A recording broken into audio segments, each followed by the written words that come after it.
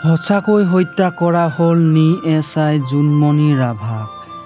সঁচাকৈ কাৰোবাৰ বলি হ'ল নেকি এছ.আই. গৰাকী? বৰ্তমান ছ'চিয়েল মিডিয়াত বিভিন্ন ধৰণৰ প্ৰশ্ন উত্থাপন হোৱা দেখিবলৈ গৈছে।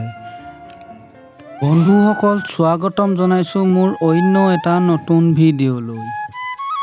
বহুতে ক'বলৈ বিচাৰিছে এয়া এছ.আই. জুনমণি ৰাভাৰ স্বাভাৱিক মৃত্যু নহয়। আনহাতে এছ.আই. জুনমণি ৰাভাৰ ভাতৃ বিভিন্ন ধৰণৰ প্ৰশ্ন উত্থাপন কৰিছে।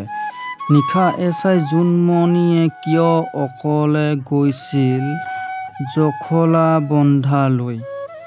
জুনমণিক কোনোবাই নি হত্যা কৰিছে বুলি প্ৰশ্ন উত্থাপন হৈছে। বৰ্তমান এছ.আই. জুনমণি ৰাভাৰ মৃত্যুৱে এক ৰহস্যৰ মাজলৈ সোমাই গৈ আছে। নিশা এনে কি কাম ওলালে জুনমণি ৰাভাৰ? অকলে ওলাই যাব লগা হ'ল? সেয়া সকলো দাবী উত্থাপন কৰিছে এছ.আই. জুনমণি ৰাভাৰ মৃত্যু উচিত তদন্ত হ'ব লাগে।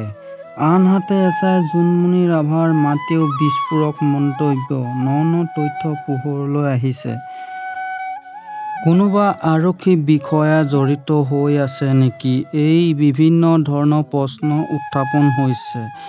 নিশা প্ৰায় ২-৩ বজাত ছাৰ বাইদেৱে ঘৰলৈ আহিছিল, মাতৃয়ে মন্তব্য কৰিছে। আৰু ঘৰৰ পৰা এছ.আই. জুনমণি ধন লৈ আহিছে ছাৰহঁতে। জুনমণি ককায়েকৰ চিকিৎসাৰ বাবে কিছু ধন আছিল ঘৰত আৰু ছাগলী কুকুৰা বেচি আমি ধন গোটাই থৈছিলোঁ আৰু সেই ধন ছাৰ বাইদেউ আহি লৈ গ'ল বুলি মন্তব্য আগবঢ়াইছে এছ.আই. জুনমণিৰ মাতৃয়ে।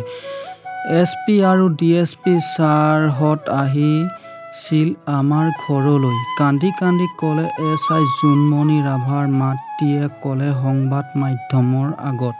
সঁচাকৈ এছ.আই. জুনমণি ৰাভাৰ মৃত্যু বৰ্তমান এক ৰহস্যৰ মাজলৈ সোমাই গৈছে। এয়া উচিত তদন্ত হ'ব লাগে। বন্ধুসকল, মোৰ ভিডিঅ'টো কেনে পালে? যদি ভাল পালে লাইক, ছাবস্ক্ৰাইব কৰি দিব। ধন্যবাদ।